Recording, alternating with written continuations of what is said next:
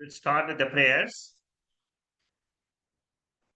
Om Bhadram Karnebhih Shrunuyama Devaah Bhadram Pashyemakshabhiryajatraah Stirairangaiः Sushtruvagum Shashtanubihi Vyashema Devahitam Yadayu Swasti na Indro Vruddhashravah Swasti na Usha Vishwavedaः स्वस्ति नस्ताक्षोररिष्टनेमिः स्वस्ति no बृहस्पतिर्दधातु ॐ शान्ति शान्ति शान्तिः.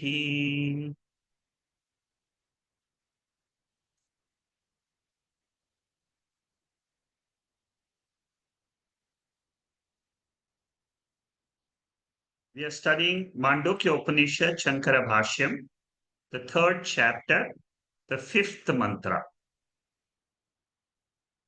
From verse number 3 to verse number 9, Gaudapada Acharya takes up the space example and compares it to Brahman, Turiya Atma.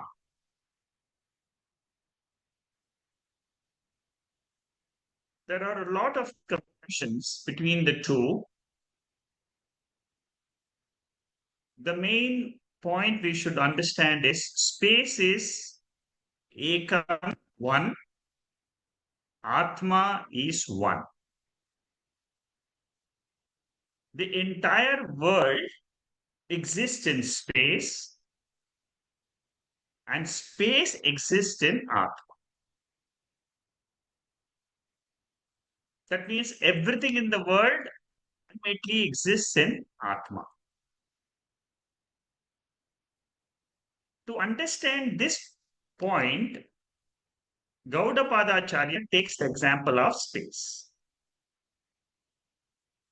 So in the fifth mantra, it's a very long commentary of Shankaracharya for this particular mantra. And we are coming towards the end of the commentary. Last week, we stopped in topic number 434. So today we will start with topic number 435. Here in this section, what we are studying is a Purva Pakshi, which is an opponent of Vedanta, which is Vaisheshika. Normally, we don't study Vaisheshika in very big depth of the Upanishads. But here a little bit of explanation is given about that Vaisheshika philosophy. We have seen that Vaisheshika says Atma is also another substance. That is a very, very different philosophy. Atma has got 8 gunas. It is also a dravyam. Raga Dvesha cannot join Atma. Kama cannot join Atma. Because Atma is without a part, nir avayavam.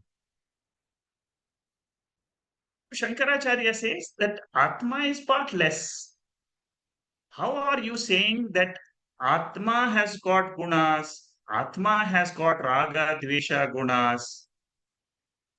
Atma is one substance, it also has gunas according to Vaisheshika. So that is what is being commented here by Shankaracharya.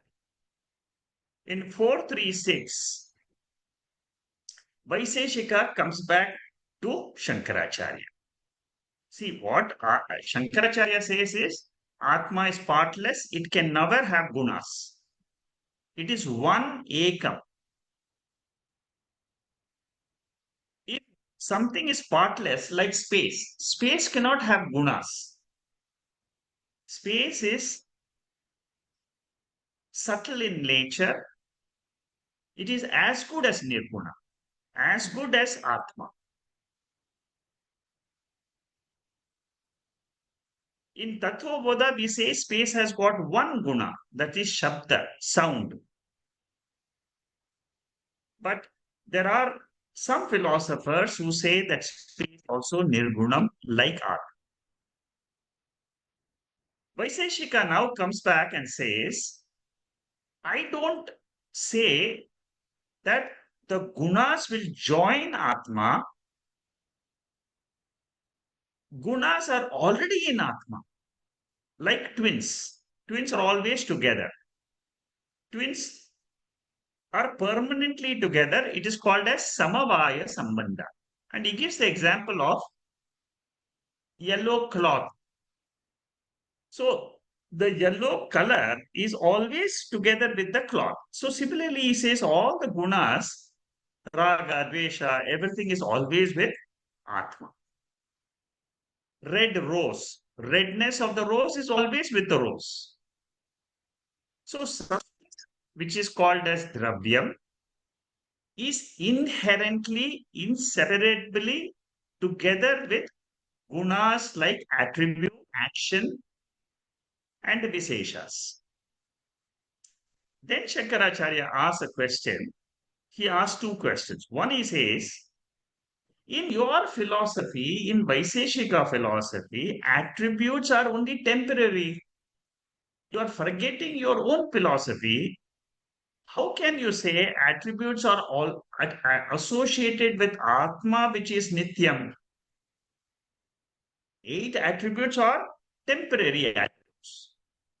They come together only when Atma and mind join together. This is their philosophy. So Shankaracharya says that your Atma cannot have these eight attributes because eight attributes are anityam and Atma is nityam. And in their philosophy, there is no Paramatma. That is the second portion of the question. In their philosophy, Atma means only Jivatma. Because we say Vaisheshika, they don't believe in Paramatma. Yeah, they are called as Nir-Ishwaravadi. Yoga, Nyaya, they accept Ishvara. Sankhya and Vaisheshika, they don't accept Ishvara. So again he says, if your Jiva is Atma, how can these eight gunas be permanently there? So, in the Matam, Vaisheshika Matam, attributes are generated like Raga, Dvesha, Kama, Krodha, everything is generated when Atma and mind combine.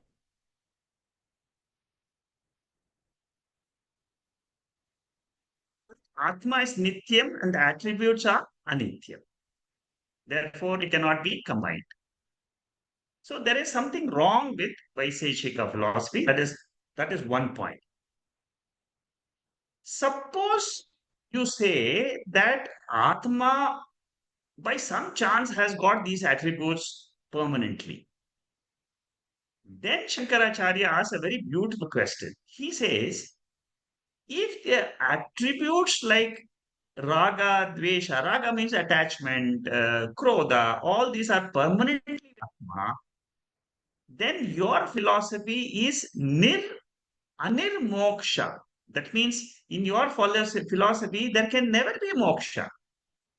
There can be never be freedom from pain. See how beautifully Shankaracharya analyzes. See, all these points, they help us to understand the nature of Atma better. By going through these comparisons of Vaisheshika, Nyaya, all those things, they don't exist today in today's world. But they help us logically to understand the nature of Atma and how this Atma is Advaitam. Okay, so this is what is this particular topic. The next slide here is about some revision question where we are discussing about attributes coming together only when mind and Atma combine together. So plurality is there according to Vaisheshika. A little bit more details are given by Shankaracharya about this Vaisheshika philosophy. I'll just briefly run through them. It is not very important. I'll just give you the details. You can, if you are very, very interested, you can study Vaisheshika philosophy. You can Google and find out. It's a very, very big text. It's a very big philosophy, but with a lot of loopholes. So the reason I'm not going into it into depth is because there are a lot of logical problems in their matam. Universe consists of 7 padharthas, according to Vaisheshika. These are the fundamentals of Vaisheshika. What are the 7 padharthas? I will tell you. As we go by in the other slides, you will understand this particular thing slightly better. Dravyam means substance. Action, is karma. Specific nature is Vishesha. Samavaya is relationship. Then attributes, universality like humanness, animalness. Then they also have a concept called abhava. Abhava means non-existence.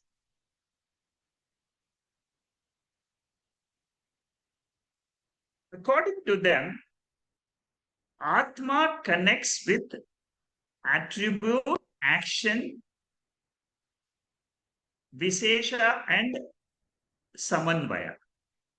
These are the 4 padharthas which have connection, inherent connection, according to Vaisheshika.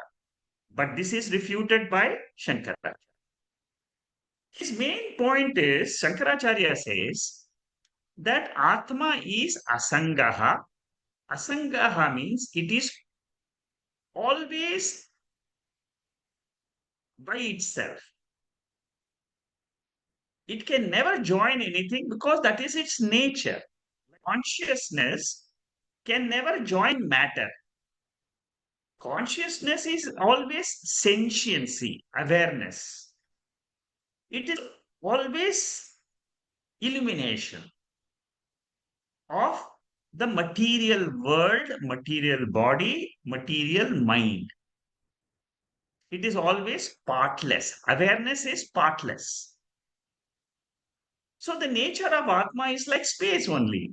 Space is partless. Atma is partless. Space is one. Atma is one. Space is all pervading. Atma is all pervading. Wherever you go in the world, there is Atma. Because without Atma, you cannot have the world. The existence of the world depends on Atma. Suppose you say there is a distant planet, but is it existent? Yes. That existence is borrowed from Atma. So Atma into Shankaracharya is Asangaha. The Purva Pakshi Vaisheshika says Atma is Sangaha, has Sangha, the Sangha. Like the cloth and the color, red rose.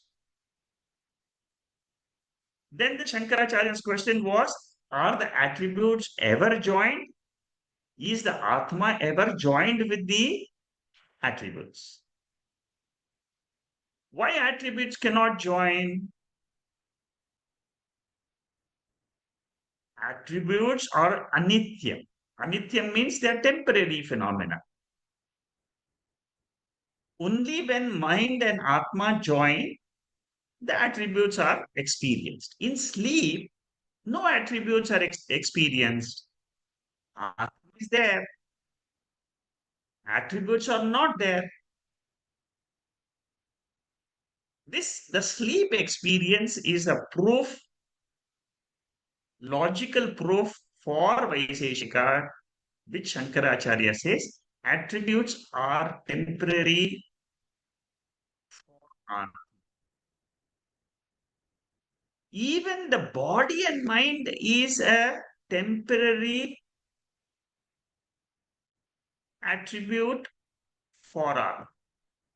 It is called as upadhi. Atma's nature is permanent, nityam. Are you able to get the point? You see, Atma by itself exists in sleep state. What is the nature of that Atma? Asangaha. It is partless, niravayava. It is nirvikara.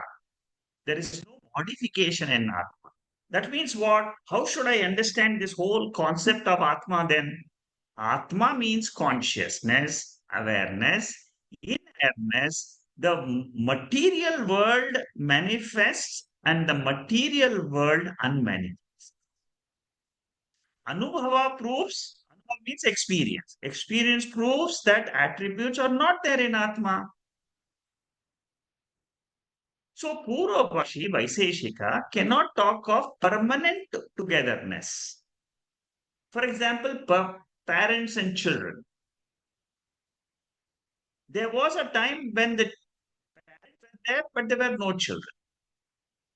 Similarly, there is a time when children are there, there is no parents. That means there is not a permanent relationship between them. It is a temporary relationship. So similarly, Atma and the attributes of body mind is just an appearance in Atma. Atma is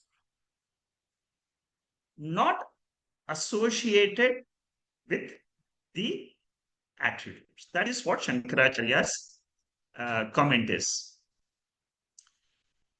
He says if dukkham is permanently with Atma, sorrow. Is sorrow permanently with us? Ask this question to you yourself. Am I sorrowful throughout the day? Or the sorrow thoughts come and I am sorrowful? Whenever we have sorrowful thoughts, we feel we are sorrowful. Whenever there are happy thoughts in our mind, we feel we are happy. This happiness or sorrow is because of Adhyasa, temporary superimposition of the mind on Atma. So, Shankaracharya says if attributes are permanent and they are Atma, your matam will not have moksha. Because moksha is what all the seekers are waiting. They are waiting. The goal of study of Veda is moksha prapti. That is 436 topic. A little bit deeper, Shankaracharya goes. He goes into sambandha. Sambandha means relationship. Topic 437. 7 categories of the universe. One of the categories is non-existence, abhava. Previously, we said attribute, action, universality, and particularity. They are all inherent relationship according to Vaisheshika.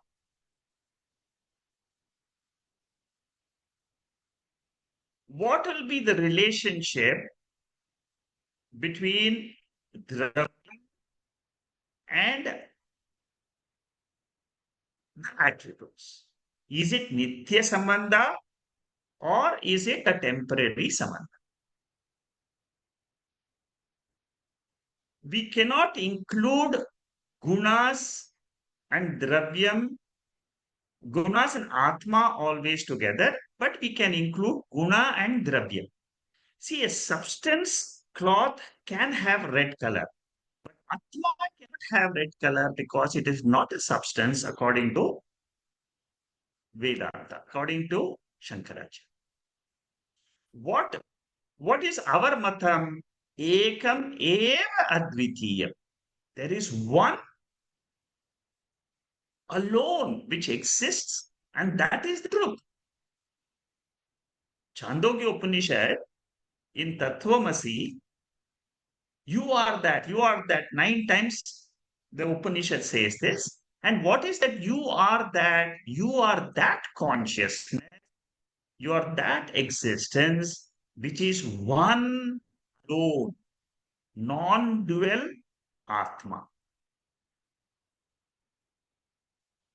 According to Advaita Atma, Advaita Matam, Advaita philosophy, this is a very important state. You have to contemplate on this particular state. World does not have separate existence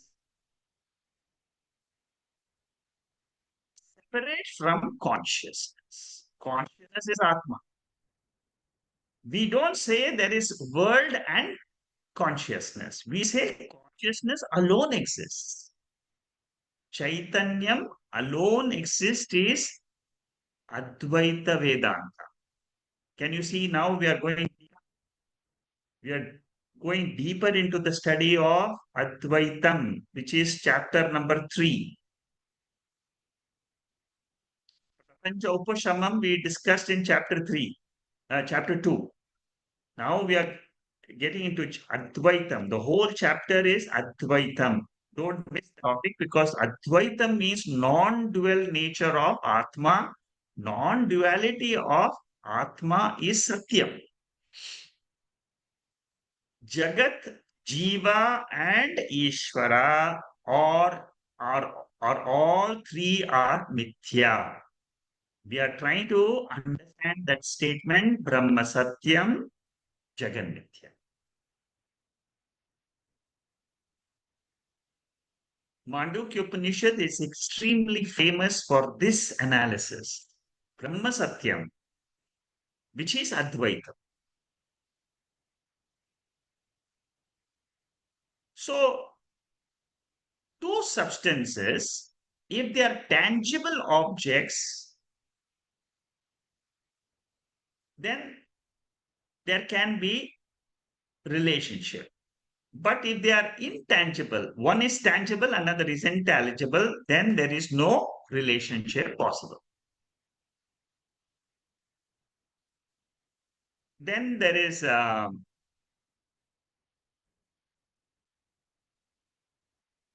Shankaracharya gives, for example, wall and pot. They both are tangible. But wall is tangible, space is intangible. In space, wall exists. What is the truth? Space is the truth. Wall is temporary. That is what Shankaracharya wants to say. And then in the fourth topic, he says, temporarily, suppose I accept your theory that Atma has got desire, Atma has got attachment, Atma has got aversion, then because they are attributes, attributes are always anityam, impermanent, then your Atma will also become anitya. I have given the cloth and the color. That is possible because both are, it is a cloth is a substance, color is an attribute, body is a substance. The body can be sick, it can be healthy. So our Anubhava says that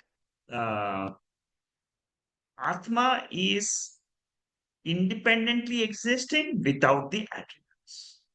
Vasamsi jirnani yatha vihaya navani grinhati naroparani tatha sharirani vihaya jirnani anyani sanyati pani dehi.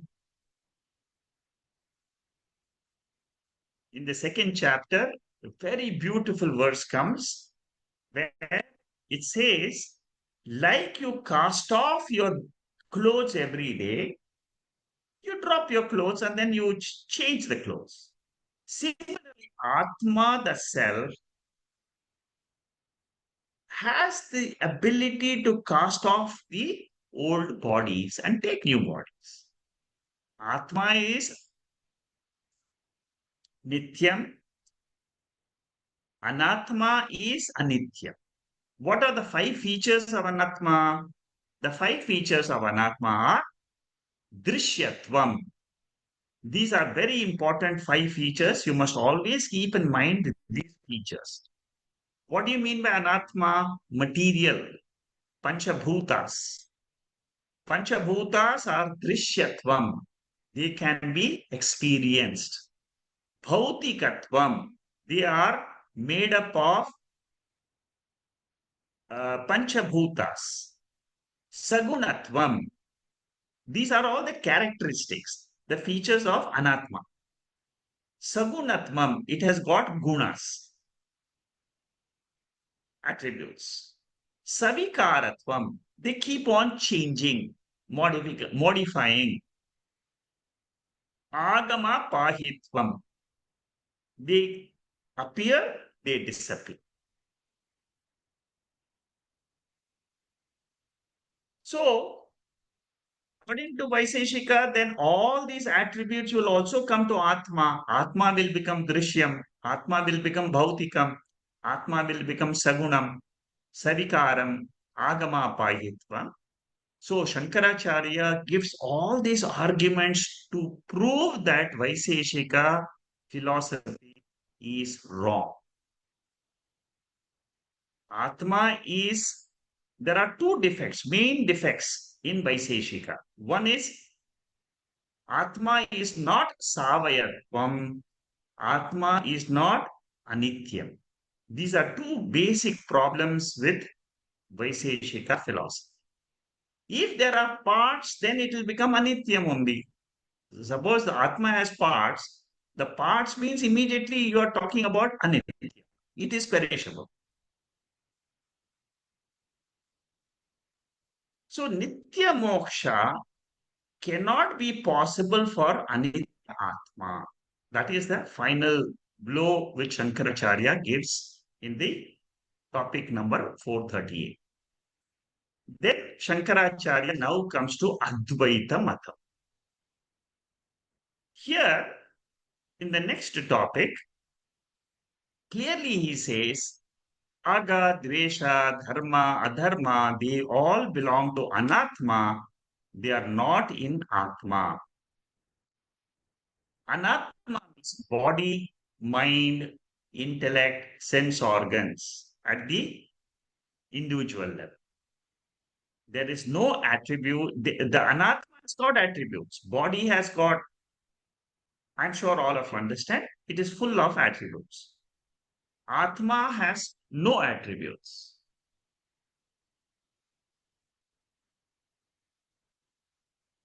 Next, Shankaracharya says, Adhyasa. He talks about how Adhyasa means superimposition, how Adhyasa happens in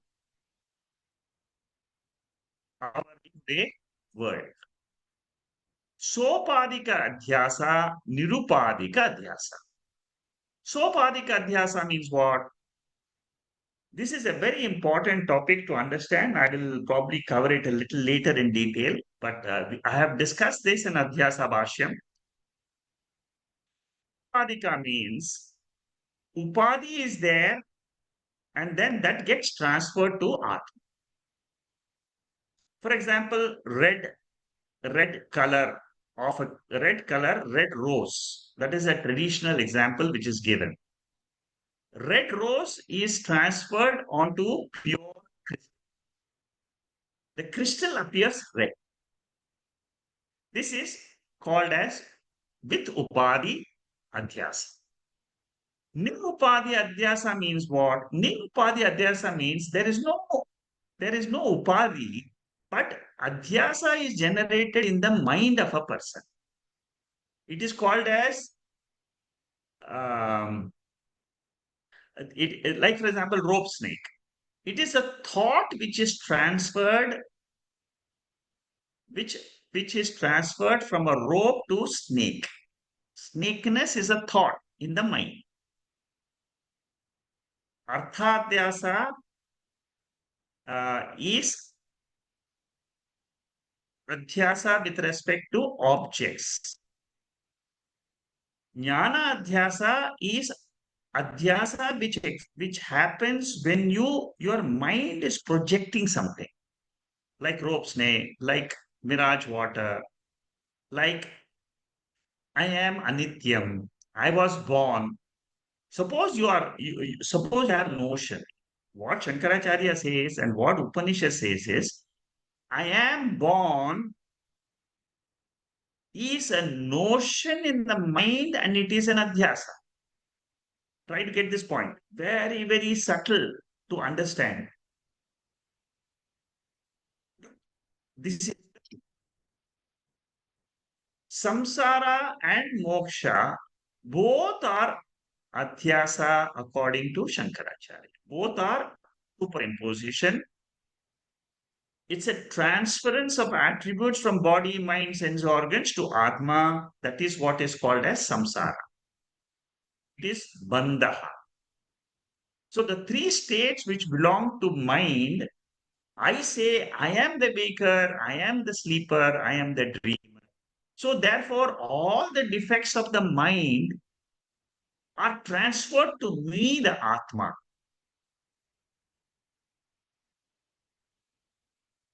Now, how do I get moksha? If this is bandha, what is moksha? I have to learn to remove the attributes from Atma, from the Atma. I have wrongly, falsely transferred the attributes to Atma. I have to, through the study of Upanishads, especially Mandukya Upanishad, which you are studying, I have to learn to remove the attributes. We have to retransfer the wrongly superimposed attributes back to an Atma. Nirvana Shatkam, all the mantras of Nirvana Shatkam are beautiful mantras of retransference. That is what we are doing in meditation. That is why I have taken Nirvana Shatkam mantras for meditation, along with Mandukya Upanishad. What are we trying to do in meditation? I am not the intellect. I am not the like. I am not the greed. I am not the delusion. These are all thoughts which belong to the mind. I learn to drop in meditation and try to transfer them into the anatma world. And then what do I claim? Chidananda Rupaha Shivoham Shivoham. I am of the nature of pure consciousness. That is the teaching in chapter 3, Mandukya. So I address the mind's attributes and I push them back into the anatma world. We should never say, I have raga, I have anger. For our normal day-to-day world transactions, it is okay. But in our mind, we should know that the mind was angry, mind had delusion, mind has got joy, mind has got sorrow. I am Atma, Nitya Atma, ever free Atma.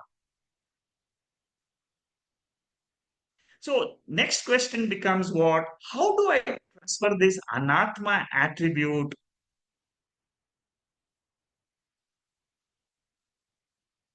back to anatma and claim I am the Atma? That is by repeated practice of nididhyasana. I am Manushyaha is also a adhyasa. The only thing which is non-adhyasa is I am Brahman. Aham Turiyam Asmi. When you say this, that is why generally they say that you try to bring this thought again and again in your mind. I am Sakshi. I am Nitya Mukta Atma. Bring these thoughts because these thoughts will nullify other thoughts which you have been entertaining. That is what is called as the process of Nididhyasanam, which is removing Viparita Bhavana. Viparita Bhavana means what? Viparita Bhavana Nivritti. You are trying to get rid of all the opposite thoughts which are falsely have been transferred to Atma. You are trying to retransfer them back to Anatma. See how deep we are going into the study of Atma. Many times when we study other texts, we just say Atma, Anatma, try to do the differentiation. Atma is real, Anatma is unreal. But then how do I understand deep within my mind the real and unreal? You come to know only when you do this Shankaracharya's Bhashyam. Nowhere else. Only Shankaracharya's Bhashyam gives us the process of how I can claim the Atma as my real nature. Okay. So this is the mantra we are studying. The mantra Karika is chapter 3, 5. What is the word meaning of this? The word meaning of this is that a pot has got pot space. Pot space is always free from dirt and it has got no attributes. The content may be dirty, but what do we say? We say pot space is dirty. Pot is dirty. Similarly, in our mind, happiness and sorrow are there. They are the attributes of the mind. And we are transferring this attribute of the mind to Atma, which is what needs a correction. That is what is said by Gaudapada in this Karika, for which we are doing a long analysis by Shankaracharya. Shankaracharya refuted Sankhya, Vaisheshika. Sankhya and Yoga always go together. Nyaya and Vaisheshika always go together. The fundamental problem of the four philosophers is they all believe in Atma Bahutva. Atma is many. Each body has one Atma. Shankaracharya says plurality is only a seeming plurality. Plurality comes about because of Upadhi. Upadhi means the body-mind complex. The body-mind complex goes through the process of interactions with the world. It is an interaction of the plurality of the world with the plurality of beings. Why does the interaction takes place? It happens because of prarabdha karma. Shankaracharya says in this commentary, Jagrat, Swapna, and Sushupti, the three states. Many a times the question is asked by students to me. How do we have waking dream sleep continuously? It's going on. I don't desire. I want to be awake all the time. It never happens. I don't want Swapna, but it happens. I want to sleep long, but it happens. I get up. Why? Is there a controller I am not the controller of the three states of the mind. Ishvara is the controller of the three states of the mind.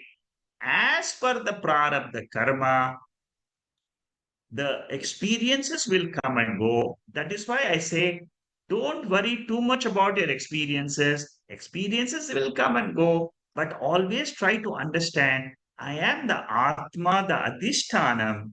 I am the support for these experiences. I am not part of the experiences. That is the teaching of Advaitam.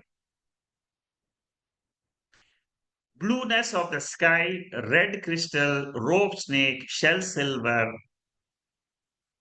reflection in mirror. These are all examples of transference or adhyasa. It happens. This is our world has got adhyasa, body mind has got adhyasa. Right from the birth till the death, we are living a world of only adhyasa. When you come to Advaita Vedanta Shastram, you learn Atma, and then you discover I am the Atma in which this Adhyasa is happening. Atma is Nirguna. I do not have any Gunaha. That is the fact.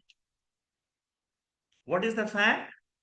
The fact is, when I say Aham, it does not mean the body mind. It means I am the Atma. That is the change. That is the change which we bring about through the study of Upanishads. After a very long inquiry with Shankaracharya, Vaisheshika and Sankhya, they accept their blunder of Atma Bahutvam. See, when you study Vedanta, you develop a new vision.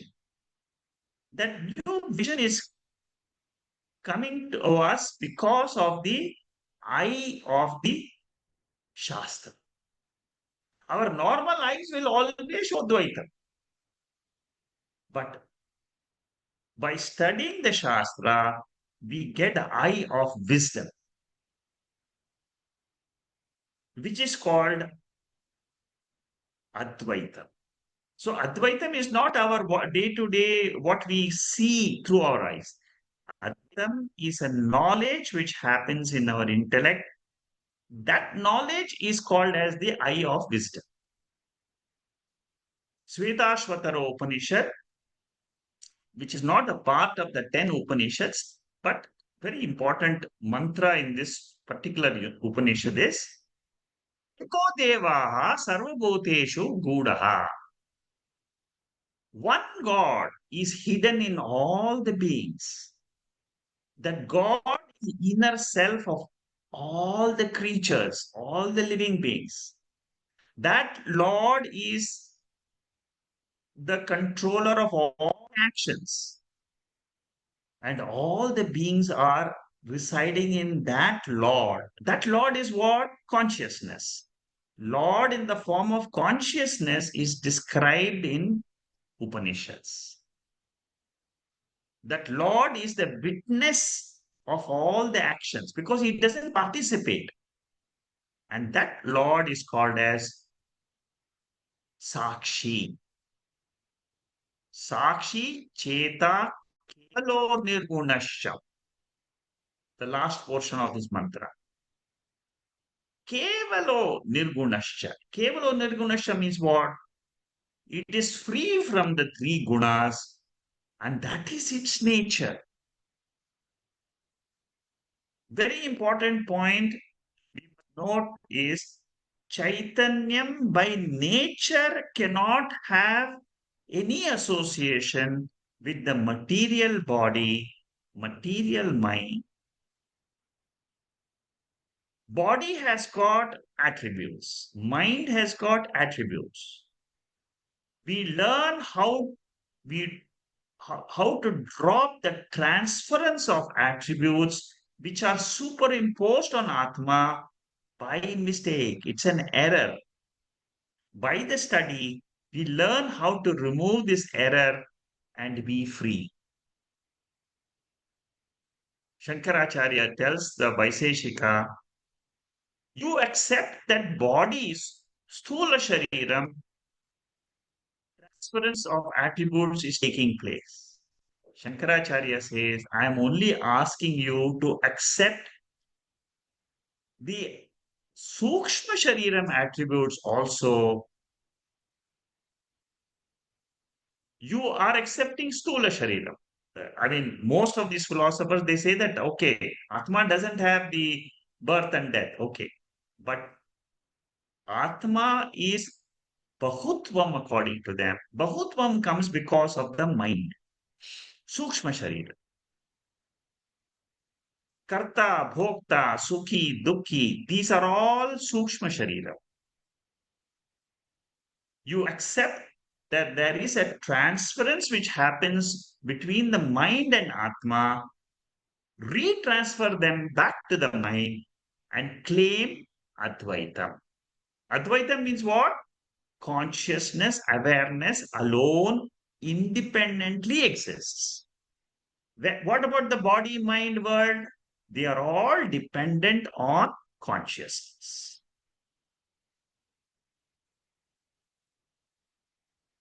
Shankaracharya says all transactions are based on avidya. All transactions. Right? They are because we are falsely transferring attributes of the body mind on Atma. Manushyatvam, Purushatvam, Stritvam. I am a male, I am a female. It is a false transference of attributes on Atma. Even marriage, according to Shankaracharya, is based on Avidya and Adhyasa. It is based on ignorance. Based on ignorance, all Vyavahara, including says, see, uh, we do celebrate birthdays, we do celebrate different occasions. When you ask the question, is it the truth of the world? You should remember the truth. Let us all be in Vyavahara, conduct the Vyavahara as per the prarabdha, the karma of the body mind. But at the same time, have the knowledge from the Shastra that I am the Adhishtanam, I am the pure consciousness in which all these activities are taking place, but it is mithya. Whatever is based on a transferred attribute is unreal. It is seemingly existent. For example, birth. We all say I was born. Veda says Atma is not born. You are Atma. I am Atma. Atma is Chaitanyam. Chaitanyam is Nityaha. If it is Nityaha, it cannot be born. Only Anitya Shariram is born.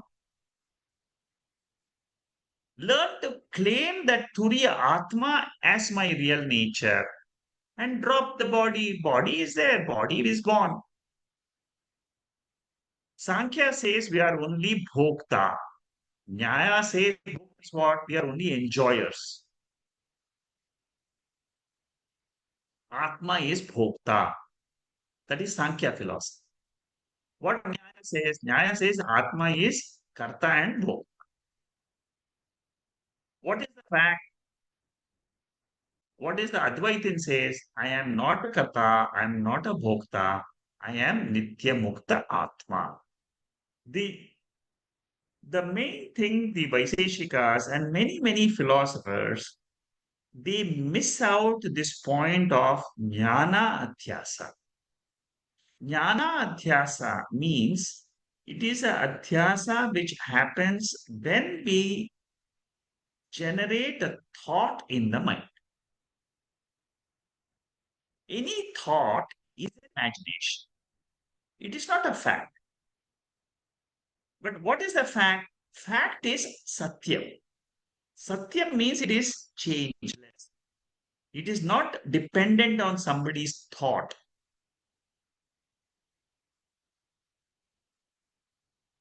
Kathopanishad has this mantra to talk about, which reveals that I am Akarta Abhokta.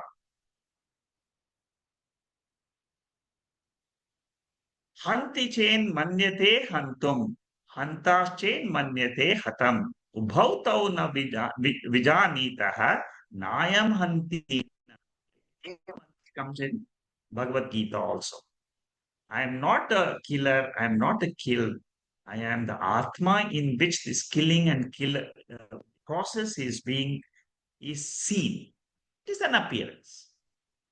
So Gita chapter 2 borrows this idea from Kathopanishad.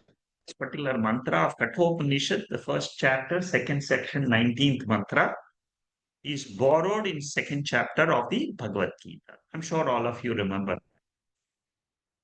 So chapter 2 and 3 are full of Anumana Pramanam. Anumana means what? Inference. Inference mainly is used by Tarka philosophers who are logic oriented philosophers. Vedanta is primarily dependent on Shastra, whereas other philosophers they are primarily dependent on logic. So when you come to study the Upanishads, Shankaracharya clearly says, don't try to develop a vision based on logic. You must develop a vision based on Shastra. Shastra says Advaitam is ultimate reality. Other philosophers, by following logical thought process, they come to the conclusion Dvaitam is the truth. So can you see how deep we are going into Dvaitam and Advaitam? Slowly now, I'm sure all of you are trying to are able to understand the fact that Advaita philosophy is Shankaracharya's philosophy. How do I simply try to understand this Advaitam? Consciousness is always Nityaha.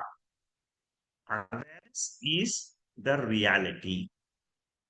It is non-dual. It is Ekam. It is Advaitam. It is called as Turiya Atma. Mandukya 7th verse of the Upanishad. What about the Jiva, Jagat, and Ishvara? They are all the lower nature, Prakriti, which exists dependent on this Atma. Therefore, we say Atma is Advaita. If the Prakriti was existing independently, like how Sankhya says, then it is always Dvaita. Prakriti means the Panchabhutas, the world, the bodies, the entire material world. If they can exist independently, then it is Dvaita. I am there as I am the wearer of the world exists. World exists independently, I also exist independently. This philosophy is called as Dvaita.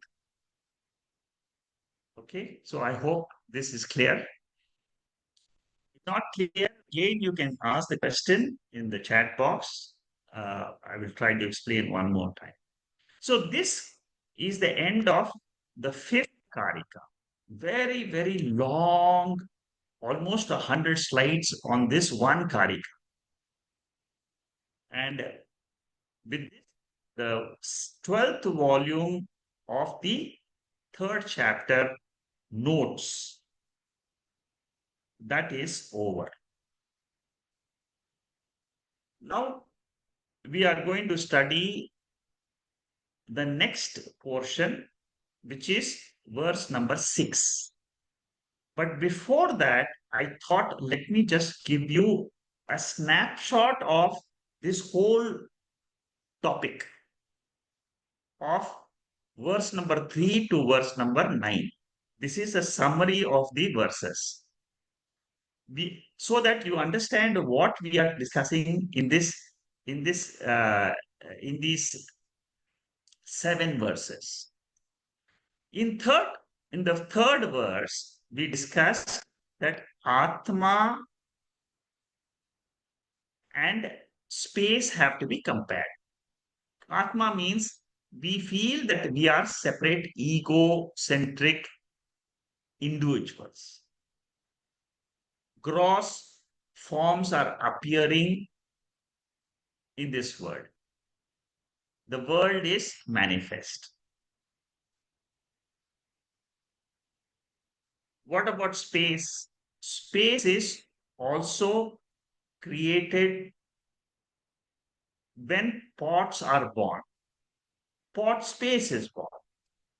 This is what we discussed. Where does the pot space come from? It comes from total space.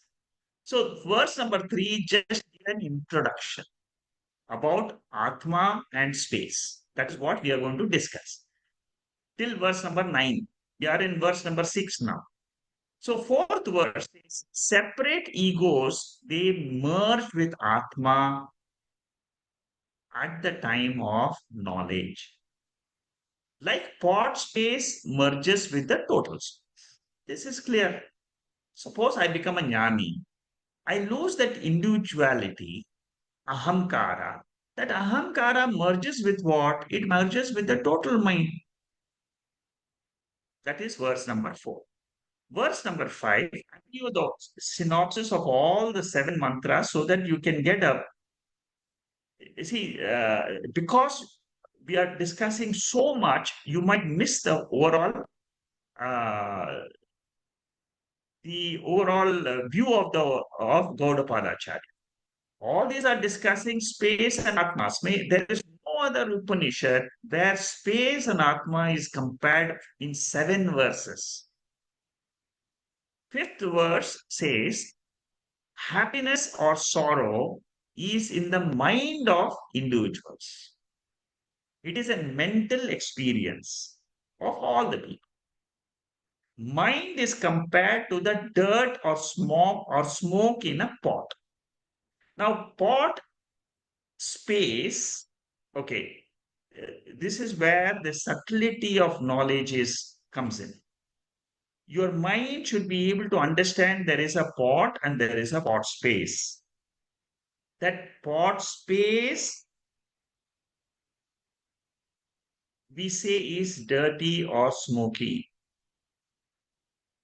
But space is not dirty. Space is always one with the total space. That is what is mentioned in verse number 5. Now, verse number 6, we are getting into the main portion of this 7 verses is in verse number 6. In verse number 6, what does Gaudapada Acharya say? We are going to discuss that. But I'm just giving you a gist so that you try to get a slight picture of where we are in Advaita. The ultimate thing is, like space is Advaitam, it is one Ekam. Atma is also Advaita. It is non-dual. So jivas are nothing but they are like the space in the pot. This is just a gross, I'm just giving you a gross comparison, but as you go through these mantras, you will get a better idea. So what happens to jivas is a jiva is normally defined as the sharira. Normally we take ourselves as the shariram, the body. But in this body, there is a consciousness. that consciousness in the body is like the pot space. There is a space, there is a small portion of space in that pot. Now, the pot has got form, the pot has got function, the pot has got names, big pot, small pot. Clearly, the mind may be very intelligent. The mind, the body is young. It is the body is old. These are all the features of the upadhi. Don't confuse the upadhi with the content, which is consciousness. That is verse number 6. Verse number 7 says, the jiva's I notion, ego, it is not a part of the body, it is not a product of the body, it is not the property of the body. Like, for example, pot space is not a product of the pot. Pot space is an independent entity which exists. Similarly, consciousness, which is in the jiva, that consciousness independently exists. Seemingly, it is enclosed in this body. Space is seemingly enclosed in the pot. Seemingly enclosed is not the truth. Unenclosed space, unenclosed consciousness is the reality. That is verse number 7. Verse number 8, see, they are all very deep spiritual truths which are brought out by Gaudapada Acharya. They help us to understand our nature as Atma. In verse number 8, he says Atma is regarded by ignorant people, Ajnanis, as tainted by the mind. Like what? Space also appears dirty by the ignorant. They say space is blue in color. Space is not blue. Sky is not blue. Blueness belongs to the particles. The sunlight gets reflected on the particles, it appears blue. But space is without the blueness. Similarly, consciousness is always crystal-like, pure awareness. In that pure awareness, some raga comes, some dosha comes, some krodha comes. We say, I am angry. What is the correct statement? The mind in this body is angry. I am pure consciousness. Verse number 9. Atma presides over all bodies in all the events. For example, birth takes place of the body. Atma is presiding. Without Atma, there is no birth, there is no transmigration, there is no death of the individual. Always there is reflected consciousness together with the Karana Shariram, Sukshma Shariram, which leaves the body. Pot space seems to be born. Whenever the pot is born, a potter makes the pot. He never makes the space in the pot. Space is available in the pot. Then we say the pot is big, pot is small, pot is 5 liters, the pot is 100 liters. The transactions in the pot happen. Similarly, the body and mind, they are together. Consciousness is presiding over those body and mind. And then in the 48th verse of this chapter, the last verse of this third chapter, Gaudapada Acharya concludes the whole chapter and says, Advaitam is the truth. Why? This jiva who thinks that he is an individual experiencer in this body, that notion is false. When you falsify the jiva's I notion, which is nothing but a reflection of consciousness in this body mind complex. that Brahman is the ultimate truth. Turiya Atma is the truth in which there is nothing is born. Akaranam Brahma is the ultimate truth of this universe. It is the ultimate truth of this reality. I just wanted to give you the depth of discussions we are having in these mantras with this short summary of 7 verses, 8 verses, if you include the 48th verse. Now, I will just introduce this sixth mantra, sixth Karika. Then next week we will probably continue that. Shankaracharya says in the introduction of the sixth mantra, how do transactions take place in the world? As though there are so many Atmas, in reality there's only one Atma. But how do transactions take place? What is the basis of transactions? Shankaracharya says in this particular topic number 440, he is introducing the sixth Karika. Says the basis of the transactions is ignorance.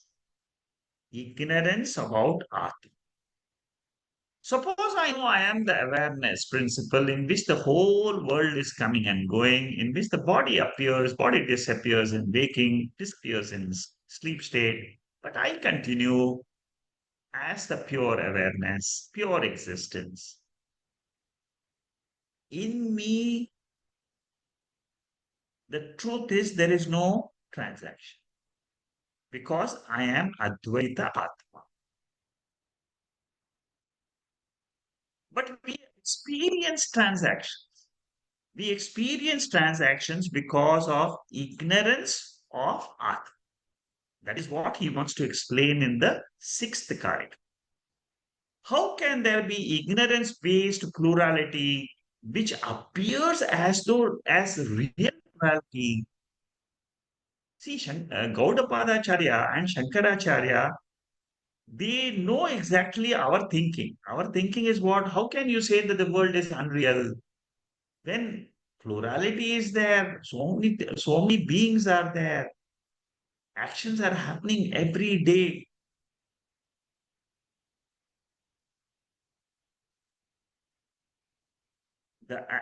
If the answer given by Shankaracharya says this is a very, very deep thought.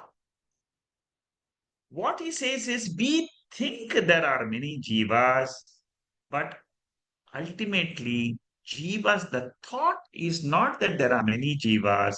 The thought should be there is one chaitanyam, one awareness principle in which the jivas are apparently, seemingly appear and disappear.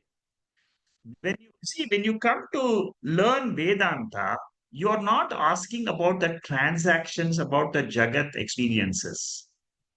Your goal is to find out what is the truth behind this universe. Pratakvena tu yat jnanam nanabhavan takvadhan veti sarveshu bhuteshu tatta jnanam vidhi rajasam. Very beautiful mantra of 18th chapter of Bhagavad Gita. See, in the 18th chapter, the three gunas are beautifully analyzed. In this particular mantra, what Lord Krishna is trying to explain to Arjuna is whenever you see Bheda, differences,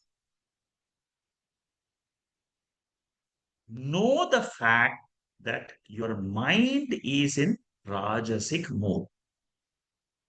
Rajasic mode. When the mind is Rajasic, we start seeing plurality. Rajasic Jnanam means knowledge of plurality. What is Sattvic Jnanam? Sattvic Jnanam means seeing that behind this whole world, there is one Ishvara, one Paramatma behind all. all jivas. That is what Lord Krishna tried to explain to Arjuna in chapter 10, 11. All the vibhutis are my vibhutis. Means what? It is the vibhuti of the awareness, consciousness principle, which is called as Lord Krishna. Pashyame yoga vaishwaram. You see this whole universe? Yes, I can see it, but I will give you jnana chakshu. Jnana chakshu means it is the eye of wisdom, which is the eye of Upanishadic knowledge. What does Upanishad say? There is one awareness, Ekatma. It looks as though there are many jivas and many individuals are there in this universe. But the fact is, Turiya Chaitanyam is Ekam. Sthula Shariram, Sukshma Shariram, Karana Sharirams are many. What are these three Sharirams? They are the containers. What is the content in all of them? Chaitanya. I am the Chaitanyam, the subject consciousness. The containers are Mithya. Containers are objects of consciousness. Waking, dream, and sleeps are three states of the mind. It is they are objects of awareness. Turiyam is the awareness. One Turiyam appears as many.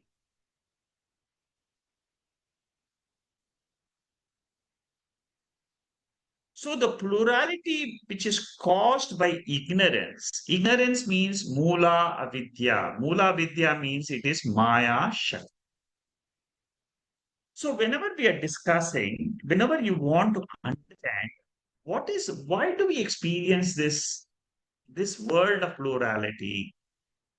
See, we see that due to law of karma, this is all happening. We experience the world and our transactions. When you go to the law of karma, that is one answer. A second answer, which is given to a senior student, is it is because you don't know that Eka Atma,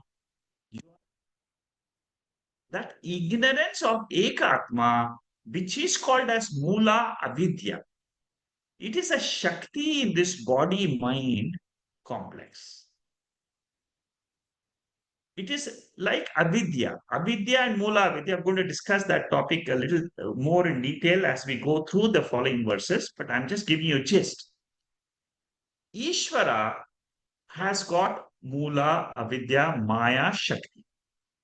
So, because of some Shakti of an invisible God, which we call it as Ishvara, we experience plurality. This is a technical way of explaining the universe. Mula Avidya Maya Shakti. It is unbelievable, but it is true.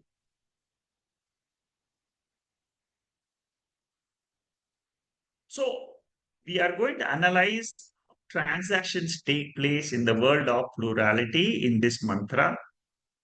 How is it possible that from Advaitam we come to Dvaitam? And how, by knowing Advaitam again, tracing back our nature from Dvaitam to Advaitam, we can remove sorrow from the mind. This is the question which Narada had asked Sanat Kumara in Chandogya Upanishad. So we will stop this today's talk uh, with this uh, particular topic, and then we'll continue from 2188 in the next class in the next session. This see this portion of up to ninth verse, uh, then from ninth onwards to 13th, up to ninth verse is all about this type of analysis, which is the basis of Advaita philosophy. We are studying Advaitam in a very, very deep way. Go through these verses, go through Shankaracharya's uh, commentary, as we study this. But the real benefit will come when you go through these verses, and then as you study them, what will happen is a little bit more deeper understanding of Atma. That is the benefit of this type of study of Bhashya. Okay, so I'll stop here. Om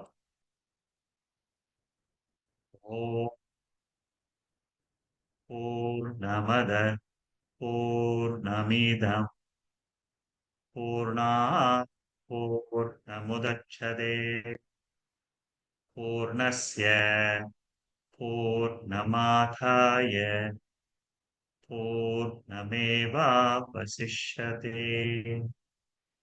Om Shanti Shanti Shanti. I don't see any questions on the chat box.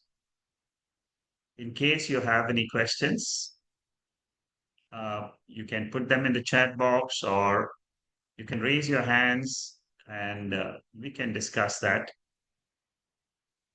What we are studying in Mandukya Upanishad in these sections are extremely deep, very, very deep analysis. It's Gaudapada Acharya's Karikas and Shankaracharya's commentary on those Karikas, which are brilliant. For very sincere seekers who really are interested, who are in the spiritual path, who want to understand their real nature. Nobody else will understand the depth of these discussions. They are extremely deep. They are very, very important for the purpose of moksha. Moksha means pure understanding of art. Okay, any questions?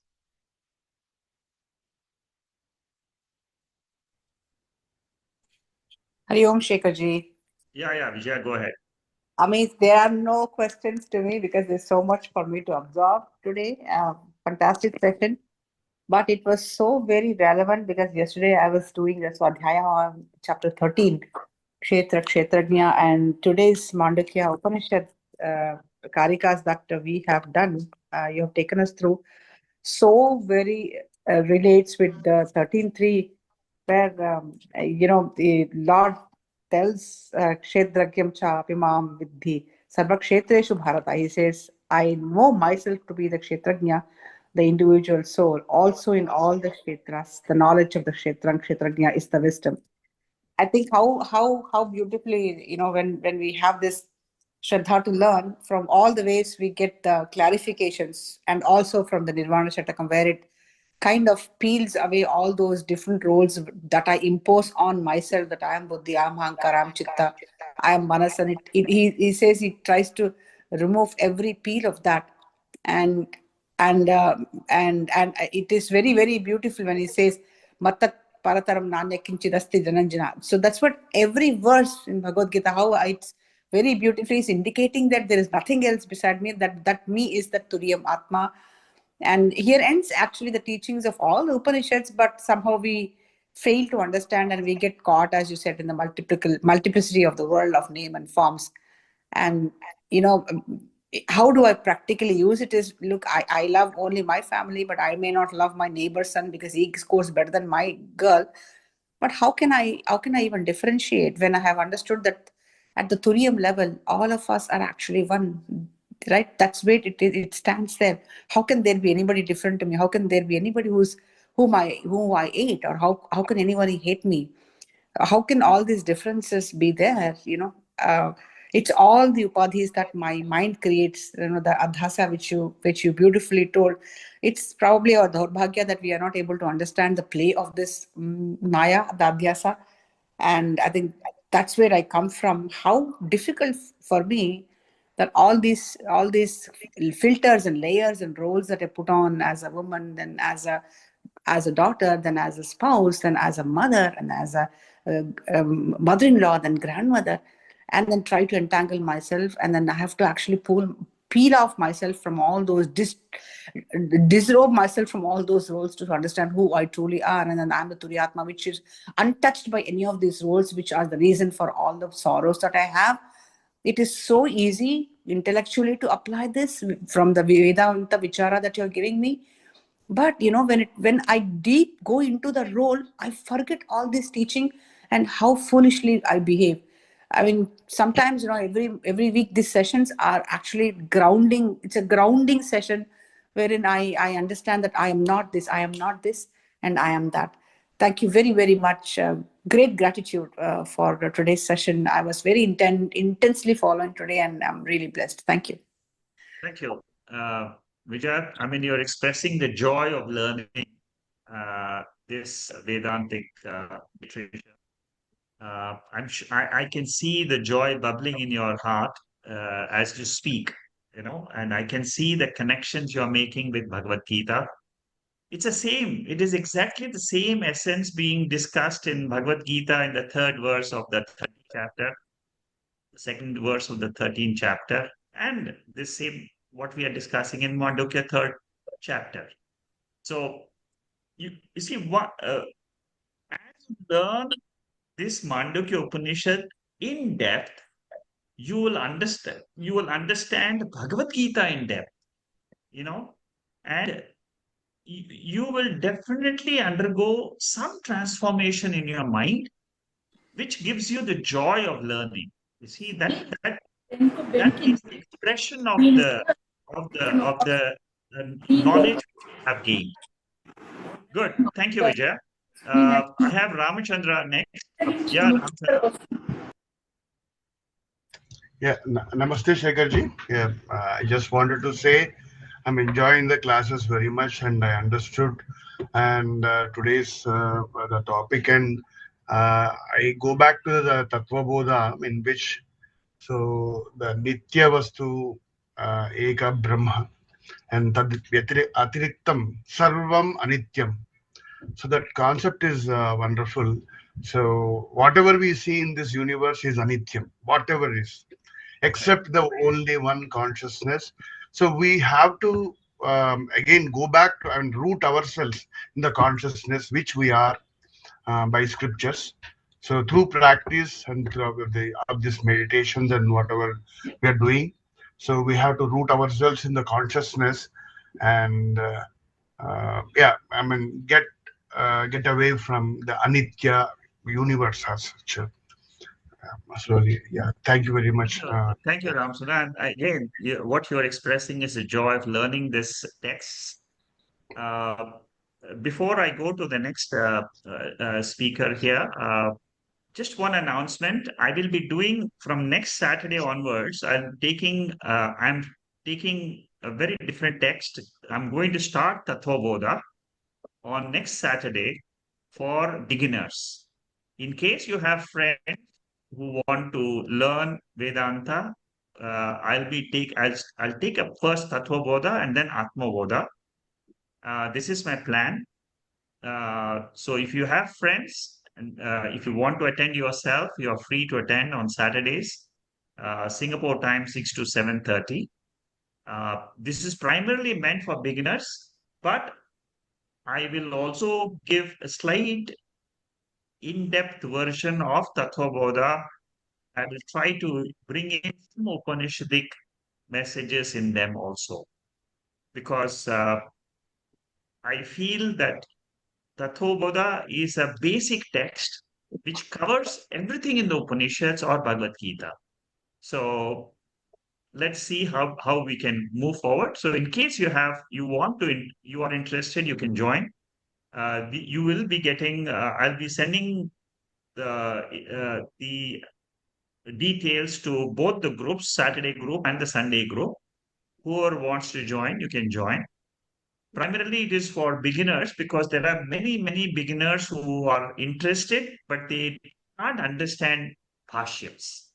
So I used to conduct these other texts before 3 years ago. And 3 years, I've just focused only on Upanishads and Bhashyams. So I'm going back to helping out some students who want to learn Vedanta and a systematic study. Go again to the basics, and then uh, when you do Atma Bodha, for example, after the study of Upanishads, you get a very deep understanding of Atma Bodha. That's what I felt. I thought it'll be good revision for people who have done these texts before, but it will be a good revision, and let us see how it goes. But our Sunday sessions will continue. Mandukya Upanishad, I will continue these Bhashyam study as long as you are interested to learn. And after Mandukya Upanishad, I will definitely take Kathopanishad Bhashyam for this group, for the Sunday group, because I feel after Mandukya Upanishad, the next best Upanishad which brings out the truth is Kathopanishad. And it's an amazing Bhashyam of Shankaracharya. So perhaps, I mean, I don't know when, but as and when we finish Mandukya, we will do Katho Bhashyam. Okay, Shama, you wanted to say something? Hari Om Shikhaji. Yeah, namaste. So first, namaste, and just first to say, I ditto the sentiments of Vijaya and Ramachandra, and so obviously it's just so joyful. But I don't quite agree with Vijaya when she says, that in a Vyavaharika, very many roles, that she is not Vijaya, the Atman and the Turiyam, because it's just the way nobody can do the chanting so beautifully. I mean, in fact, today in the Nirvana Shatkam, I thought, my God, this is such a wonderful facility to just walk into. You almost feel you're being invited into that space, another, Chidakasha, there is an actual facility. So I just don't agree that she is not in herself, her Turiam state, even whatever she does. So there's a disagreement on that. Then this, I just wanted to check with you, this Bahyakash, the spot space thing is one of the finest, I think, even more than the Rajju Sarpa Vedanta analogy. There's Ghatakasha and Mahakasha and Chidakasha. It's just so wonderful because even our thought process is in a kind of a space, isn't it? In a mental space. That's also a space. And in space, everything is moving. So I love the idea of that all movement, whether it's an external space where we are actually doing work, that is a Bahyakasha. But even for our puja, prayer, meditation, it's also the inner this thing. Yes. Until we are in the Turiam state in which we are, I don't know, we will be in the Mahakasha, isn't it? You think? Yes. Yes. Yeah, correct. Turiyam is nothing but Mahakasha. Okay. It's one space, one Atma. That is what is called as Ekatma. Ekatma. Yeah. Yeah. There is You something which you forget said. about Jivatma, forget about Paramatma. Both are nothing but Ekatma. You forget about pot space. You forget about the total space. Ultimately, it is one space. Yeah. I just want to check. There's something which you mentioned. It's almost like you take away, negate all the other adhyasa, and then finally take the adhyasa of the Turiyam itself, is it? No, no, no, no. No. Don't take the Adhyasa. There is no Adhyasa in Turiyam at all. I thought so. Yes. Turiyam doesn't have Adhyasa. It is the only Something substance. sargam or something you said, not sargam, something, some No. word you used. I can't recall the exact word. So that's really what caught my attention. And I thought, what is this? Okay. Samadhyasa. Yeah. Uh, uh, in Adhyasa, we can do Adhyasa of the body itself or the mind itself. Okay. That is one type of Adhyasa. Okay. And then there is an Adhyasa of the attributes of the mind. Acha. The attributes of the mind, when we are taking as Atma's attributes, Uh-huh. that is different Adhyasa. That's what I got confused. Atma's attribute. Do No, we it is not contemplate? Atma's attributes. Atma is Nirgunaha. You see, That's always you true. must know Atma is Nirgunaha. Yeah. We are talking about Atma's attributes. We are talking about the body's attribute as being Yeah. young, as old, mind's Yeah. attribute as having raga. You see, for example, you say, I became angry. Hmm. The real statement is my mind became angry. Correct. So whenever we are in transactions, how do I correct myself? By saying my mind was angry, my mind was passionate, my mind was jealous, my mind had attachment, my mind had. So, as long as you're able to understand that this is the mind's attribute which I am superimposing on art. Mm-hmm. Okay. Got it. Yeah. So, It can be. so Atma never has attributes, or always you should say Atma is Nirguna. So, Nirgunaha means attributeless. mhm.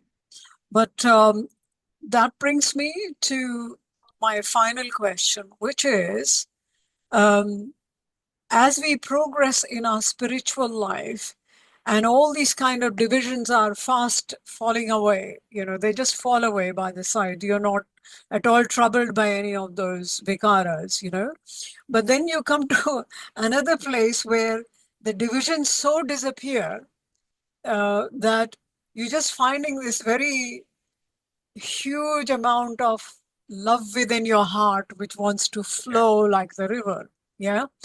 And which again is very difficult to stem it because you just really cannot allow it. So, which is where I am feeling a bit difficult to control myself. So, Yeah. I don't know what to do with it.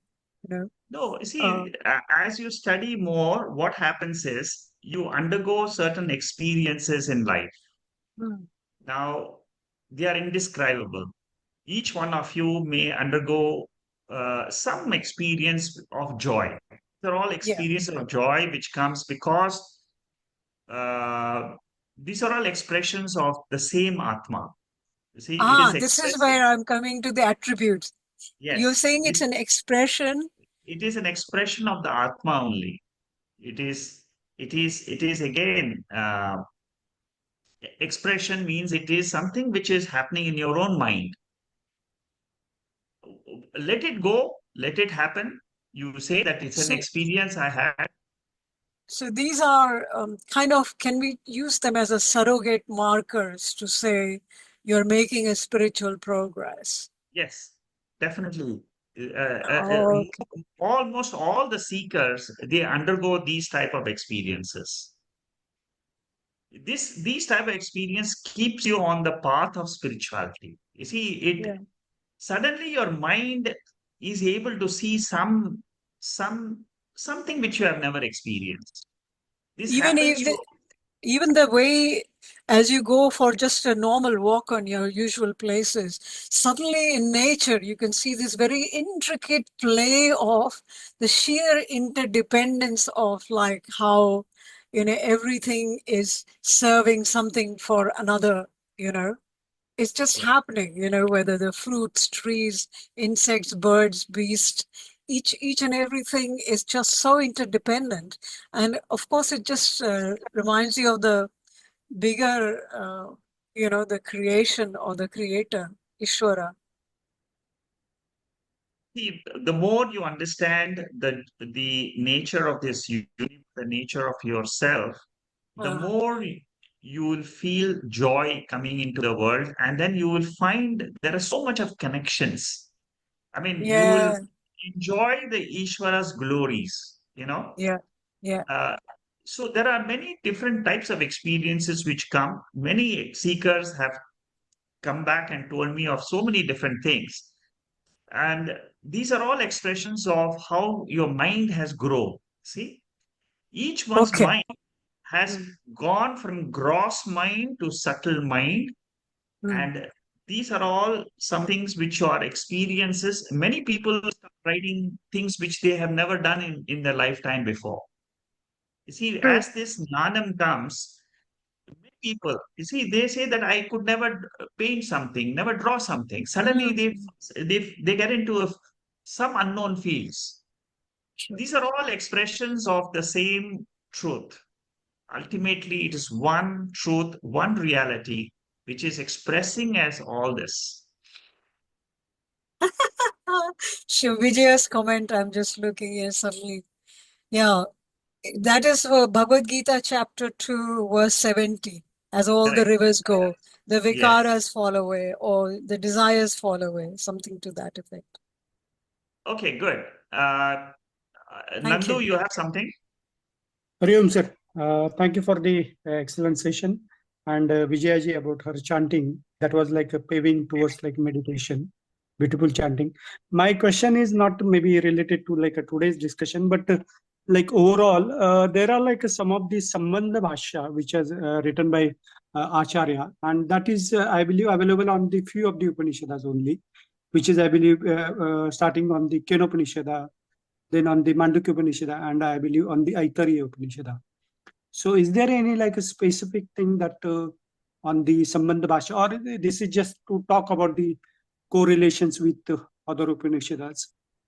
No, Sambandha Bhashyam is, we are going to discuss that also in Mandukya. See, Sambandha Bhashyam is there in almost all the Upanishads. It is, Sambandha Bhashyam means what is the relationship between Atma and the world? Atma and the Jiva, Atma and Paramatma, Atma and, you see, Jiva Jagat, Ishvara is together is called as Anatma. So Sambandha Bhashyam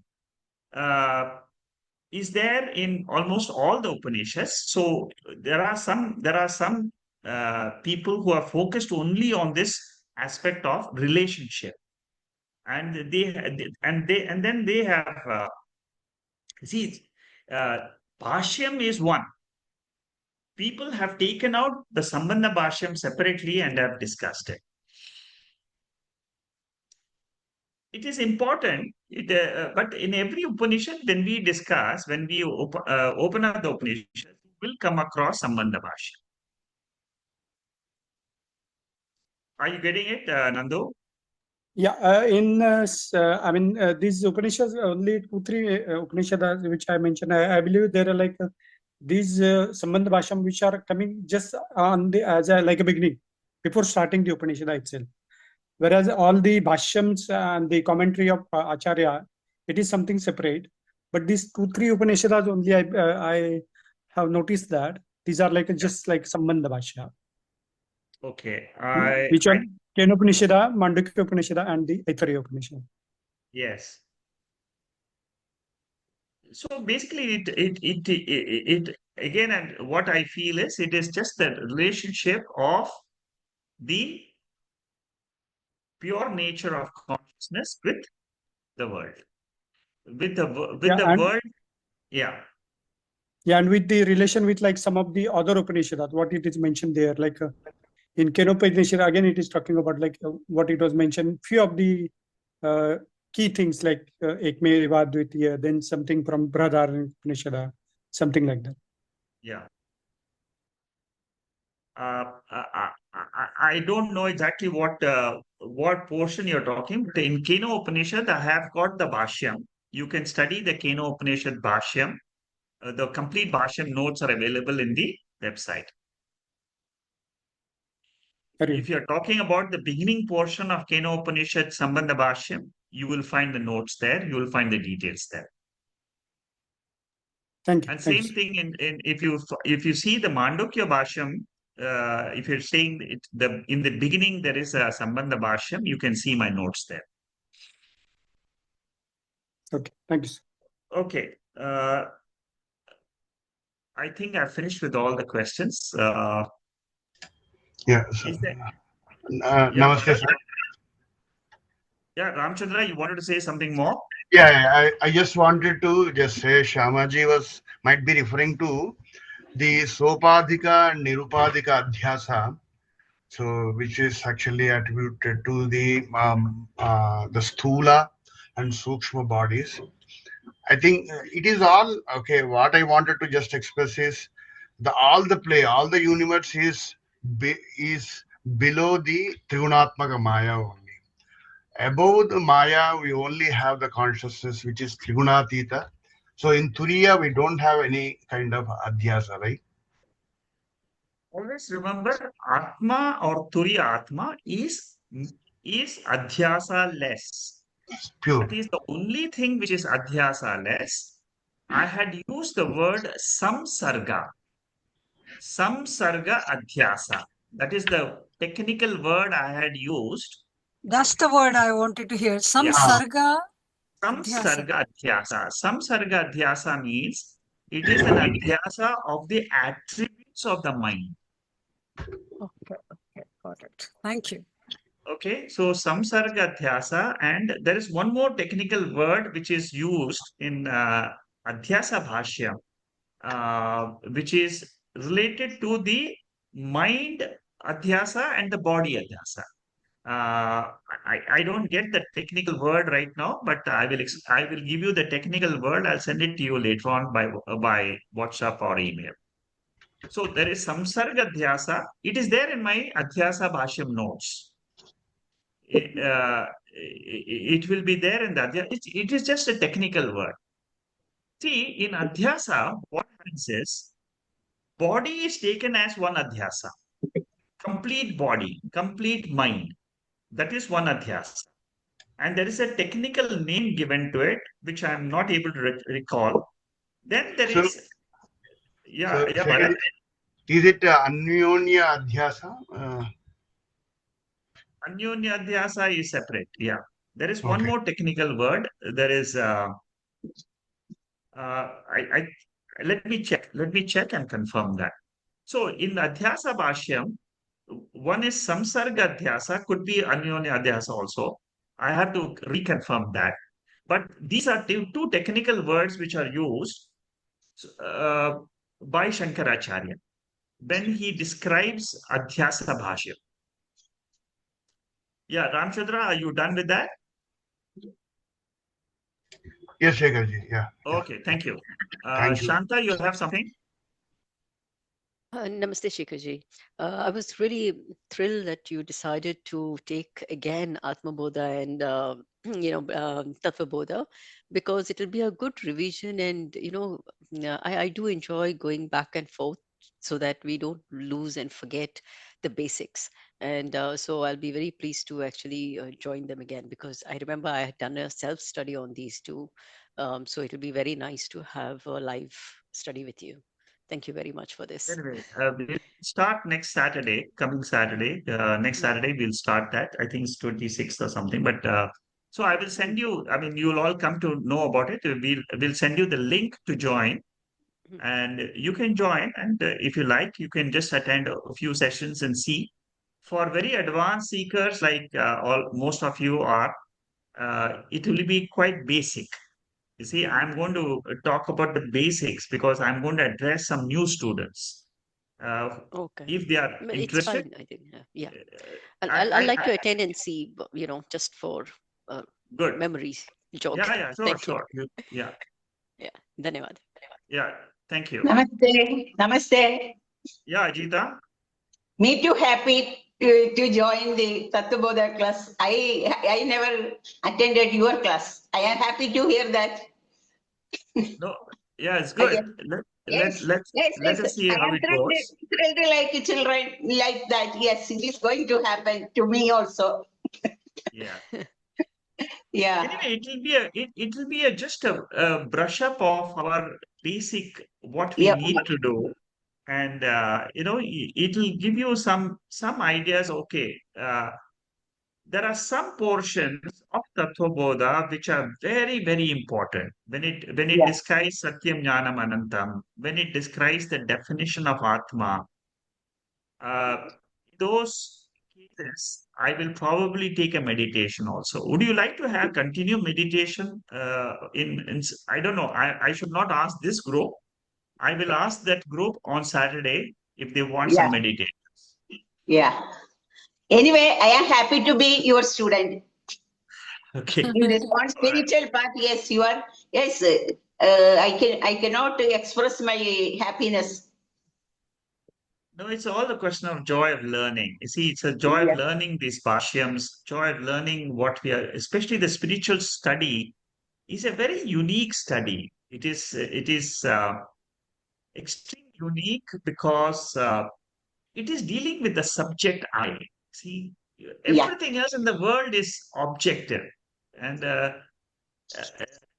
and I'm sure all of us want to know ultimately who am I, Yes. and this quest of knowledge to know our real nature, and there is a source available. See, the beauty is there is a source available which explains to me. Now, if I'm not studying that source, I have missed a very big portion of this life itself. That's what Yeah. Shankaracharya says in Vivek Chudamani. You know, Yeah. if you have missed this study of knowing your real, and I'm convinced that whatever the scriptures say is the truth. Yes. So I'm 100% convinced on that aspect. Therefore, the faith in the scriptures leads me to take such texts again. You see, I've done this 3 or 4 times. I've done Tathobodha before for different groups. Many people Yeah. have come, many people have gone, and I thought it will be good. I maybe there'll be some new people who will be interested. Let's see. Yeah. Yeah. Yeah. Guru or Keshu. That is Shraddha. That is Shraddha. I am very much improved in those things when I am studying with you. I am noticed that all. And Very they good. say that Grada, all these things are, yes, it is going beyond. Thank you. Thank you, Thank you. Ajita. And Thank you. Thanks a a lot lot. of people have expressed that they want to join. Gopa Mitra says she wants to join, and let's see how it goes. Yeah. Yeah, Venkatesh, do you have anything to add? You have put something on the chat box. Thanks, Shekharji. Yeah, it's a wonderful session actually. Yeah. No, I'm just saying subjective world is always full of bliss and happiness actually. So any divisions just disappear. Yes. See, I mean, I see the Mandukya Bashyam is full of eradication of the Adhyasa. So eventually, when we read more and more Mandukya Bashyam, and again and again, you find that Adhyasa it disappears. Whatever type of Adhyasa, and we are traveling from the objective world to the subjective world, and where we are in this what you call a mind which objectifies everything and all that. So that need to be eradicated. And I just see that the Nirvana Satkam today, that meditation, what we done actually, is like an extraordinary tool to travel from that Advaita, from the Dvaita to the Advaita, eradicating everything. We need to have some tool actually. We have to accept we are in this Vyavaharika world and all that, which is objectifying everything by this mind. So it has to be done in a very smooth way. So this is really like studying Mandukya about the subject and doing meditation through Nirvana, removing all that objectifying which is on the path of the subject. It's a great way of doing things actually. Thank you. Thank you, Venkatesh. It's very nice. Thank you. Anybody else has any other points? Yeah, Deepak, go ahead. I can't hear you. You're muted. Thank you, Shekharji. As always, it's your classes are very insightful, and I think there's always something new to learn and new nuances. So I just wanted to clarify if attributes of body and mind are upadhis that obscure the self, then the I thought is also an upadhi that obscures the self, and that's the ego. It is. The I notion is the first upadhi. First upadhi. It is Yeah. the first upadhi, I notion. I am this body, I am this mind.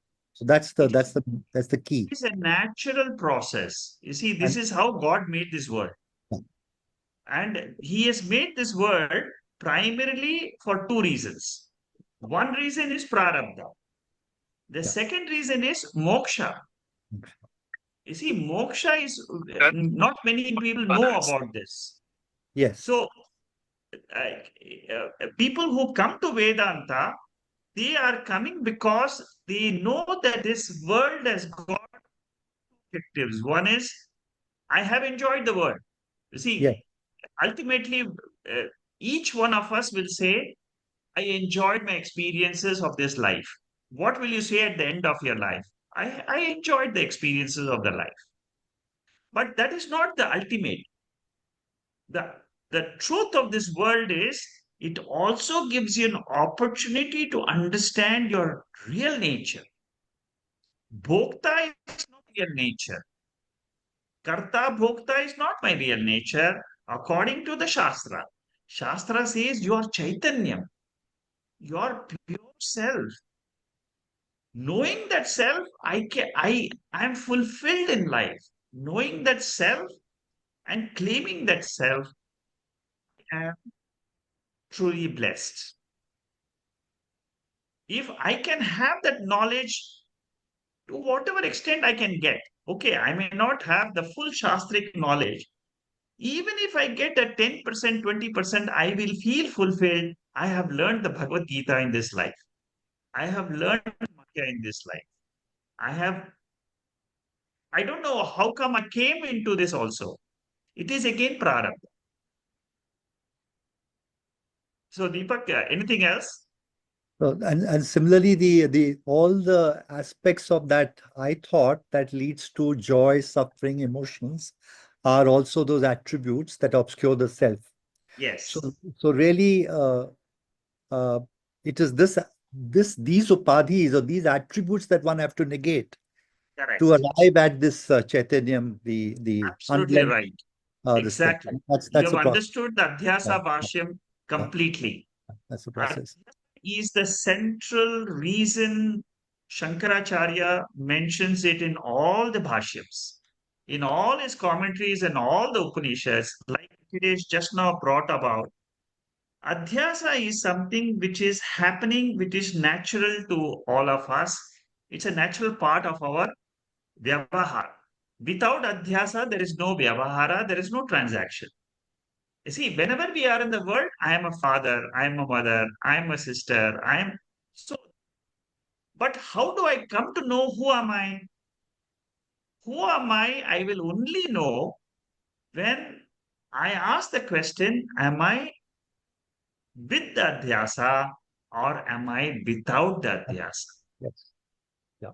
I want clear. Shankaracharya says, your real Swarupam is without Adhyasa. Okay. Good. Yes, very well. Thank you, Sir. Deepak. Thank Namaste. Okay, we will stop here. I think unless somebody has any other question, otherwise we'll stop. Shekhar, I just want to say, you're saying the two types of adhyasa, I think is it Artha adhyasa and Jnana adhyasa, is that correct? Or? No, that is in Vichara Sagara, it is called as Artha Adhyasa and Jnana Adhyasa. So there, that the author is Nishchaladasa, who is in the last 700, 800 years. You know, he is the one who has written the entire Vichara Sagara. His interpretation is also very, very correct. I like Artha Adhyasa and Jnana Adhyasa. what is the meaning of jnana adhyasa? Whenever the mind is awake, adhyasa starts.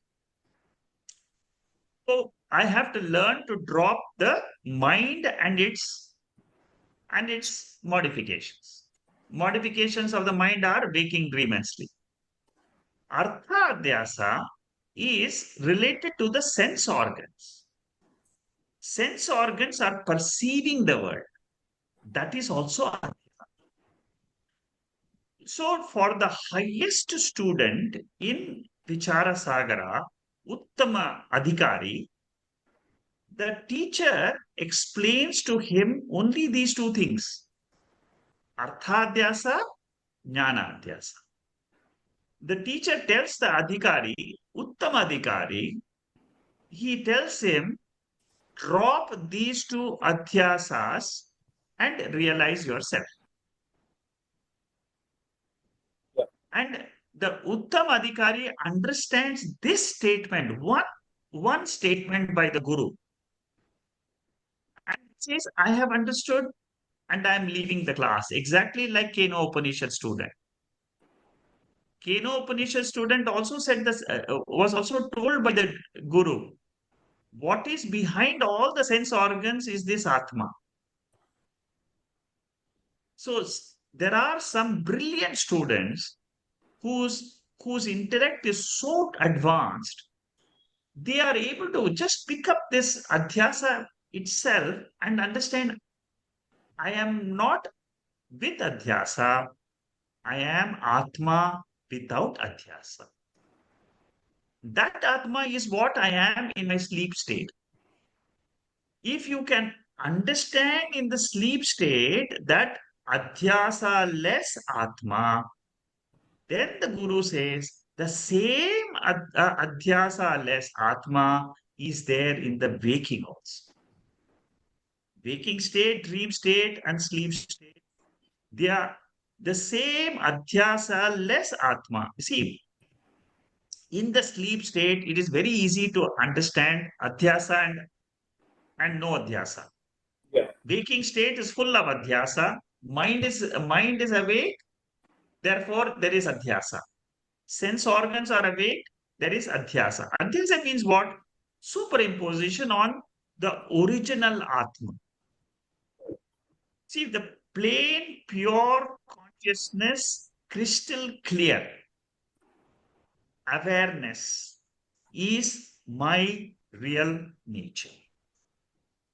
That's what all the Upanishads are trying to tell. It is my nature, it is Jivatmas. In the language of Mahavakyam, it is called as Tvam Pada Lakshyata. I have to use Mahavakya language to make you understand the ultimate truth. There is no other way. Ultimate truth can only be understood in the Mahavakya language of Upanishads. So, what does Upanishad says? The Jiva, I the Jiva, have got Vakshyartha and Lakshyartha. Vakshyartha means what? Direct meaning, which is body mind. What is Lakshyartha? Lakshyartha is the awareness. So, what Adhyasa Bashyam says is the same what is mentioned in Mahavakya. It says, drop your Artha Adhyasa and Jnana Adhyasa, realize your nature as Adhyasa less Atma, which is Eka Atma, which is common to both Jivatma and Paramatma. The level of Upadhi, we say it is Jivatma, Paramatma. When Upadhi means what? At the level in our waking state, I, the body, mind, is an Upadhi. It is a Upadhi for an individual body. It is called Vyashti Upadhi. In my waking state, I don't only experience Vyashti, I also experience Samashti. Samashti means totality. Totality is always as Ishvara. So Ishvara is also an Upadhi. Jiva is also an Upadhi. But this Upadhi is the Vachyartha. Both this Jiva and Ishvara have got Lakshyartha. Lakshyartha means indirect meaning of a Jiva, indirect meaning of Ishvara. At the Lakshyartha level, there is a common factor. Jiva is also Atma, which is awareness, consciousness. Ishvara is also awareness, consciousness. In awareness, consciousness, there is no difference. Abhedaha. All the differences are nullified. We have to hold this Eka Atma to abide in my nature. You have to travel in your mind. Drop the Upadhi. Again and again, I'm using the word Upadhi. That is a technical term in Vedanta. Upadhi means it is something which seemingly transfers its attributes on another object. This understanding of this Upadhi word is extremely important in Vedanta. Red color of the rose seemingly is transferred to the crystal. Similarly, mind's upadhis, mind's attributes of anger, of passion, of desire is seemingly transferred to Atma. Atma is the awareness, pure awareness. I have understood. My mind has traveled in the. You see, you're not in the deep sleep state. You're in the Jagrata Avastha. But in Jagrata Avastha, you are able to. Your mind can travel and say, "Oh, I myself have got another experience. Jagrata is one, but I also have an experience. It is a fact for me. What is the fact? I am there, but the body is not there, world is not there, mind is not there, all the attribute is not there. But I am there. That I is Adhyasa less Atma. I remember that I in the waking state and I say, that is my real nature. That is the way I employ the Mahavakya in my own mind. Anyway, I hope I made. Yeah, it's a subject by itself. So that is the subjective self. Good, Venkatesh, you brought something out which which made me explain Mahavakyam. The ultimate success of a seeker is understanding the Mahavakya. Whenever Upanishadic study is taking place, that is why I'm repeating Kathopanishad, Bashyam of Etat Vaitat mantras are Mahavakya mantras. And there Shankaracharya brilliantly, again and again, he says, Yamadharmaraja is teaching Nachiketa. This is what you wanted to know. This is that Atma you wanted to know. Etad Vaita. This is the Atma you want to know. There he brings the connection between the Vyashti individual and the Samashti Ishvara. That is the brilliance of Shankaracharya's commentaries on those mantras. Nowhere else you will find the description of Samashti. Samashti means the totality. Hiranyagarbha, Ishvara, Hiranyagarbha, Virat. These are three devatas, how they are linked with Vyashti Jiva. That connection you see only in Katobhashya. Anyway, we'll see that when it comes. But because there is some interest in the students here, that's why I'm just explaining to you that. Shikurji, I just want to park one question for you for next time, because I know it's about 9:30 in Singapore right now. So I don't want to take, and it's just really only one, the question is, until the seeker can actually be into the realized state of this thing. And when we say Brahma Satya Jagat Mithya, when we can actually capture completely, not capture, but we can live it. We are almost in the Jivan Mukta state. Until such time, I think it's probably very imperative that we actually do recognize Jagat Satya and Brahma Satya, both almost until we can reach there. The reason being, I'm making a little plea here, the reason being that if we ignore, for example, even our physical body or our mind body, we can then land up in a bit of a soup, and hence we have the Bhagavad Gita, the chapter 6:17, ahara viharas, like kind of a balancing, with the only view that we don't ignore any aspect of our Vyavaharika Satyam life, isn't it? Even although we are progressing to understand the Turyam state and the Brahman state. I just want to. Okay. Sorry. I'm Yeah. so sorry. I'm so No, sorry. no, Shekhar I ji, understand. abhi No, ja no, sakte it's hain. an extremely Next time. valid question. It's a very valid question. I can hear Venkatesh laughing. No, No, it's I'm laughing because Shamaji is undergoing through a big time transformation actually. yes. He can Yeah, see it. This is because funny. Shama, I'm telling Venkatesh you, can see it. Shama, you have changed a lot in the last Yeah, 3 years. it's a big Oh time. my There's a God. tremendous change in you. Hmm. I can't describe what it is, but there is a tremendous change, and your questions are so deep today compared to what it was 3 years ago. To answer your question, Shama, it's like this. The Veda doesn't say that you leave the world. Veda never says you run away from the world. Veda says understand the world. That's all. Okay. Veda never says, even this Nirvana Shatkam, some people are exactly thinking of what you are saying. Nirvana Shatkam means I have to drop the world. I have to run away from the world. Shankaracharya says, don't drop the world. Don't run away from the world. Live in the world. That is one of the most important things a seeker must understand. Not running away from the world, not running away from duty, not running away from your vyavahara.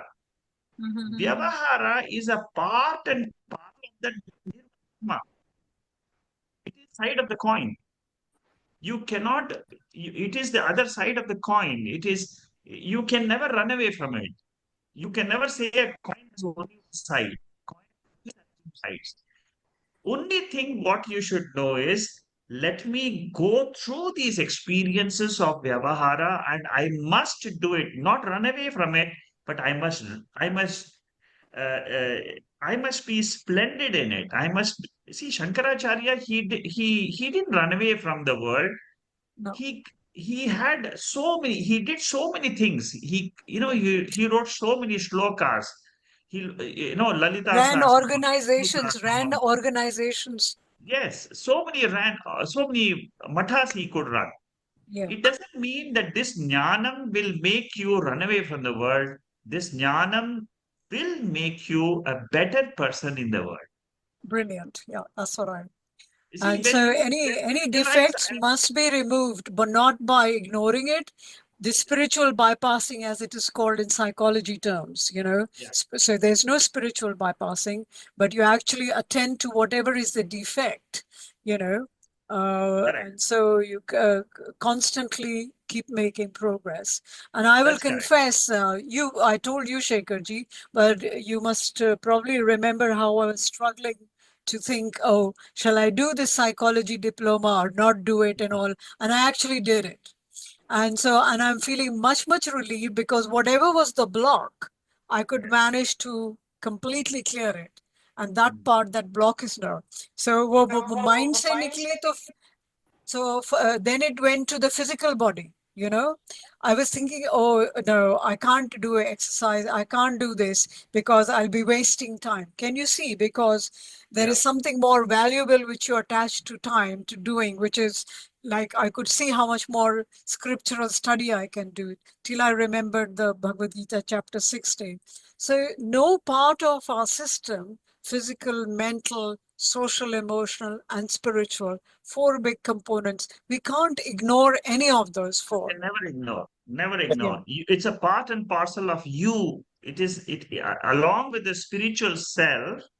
There is a shama which is the body. There is a shama which is the mind. So, which There is is so a shama. stupid, which is so stupid. Anyway, Yeah. Shamaji, can I just add one thing actually? We should Bolo. we should always say sun rises, though it is not fact that sun is rising actually. So though it's only a delusion, we are getting it by awareness, by knowledge. okay. So this Thank is you. why Ramakrishna Paraman says from Avidya Maya. So first is Avidya Maya. You go to the Vidya Maya, which means it's still a Maya, but Yes. at least in the knowledge world. So through the Vedanta, we come to this other Maya, which is the Vidya Maya.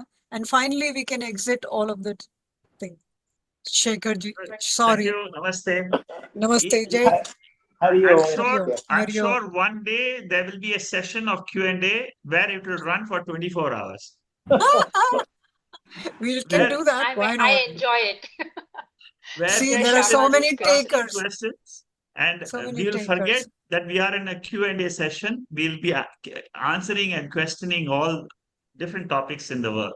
Thank you. Anyway, So grateful, thank you. Shekharji. Thank Namaste. you. Namaste, Thank you so Shekharji. much, Thank you. Namaste. Thank Hari you. Om. Hari Om. Hari Om. Namaste, Hari Om. Shekharji. Thank you. Namaste. Thank you. Wonderful conversation. Namaste. Thank you. Thank you, Ajita. Thank you.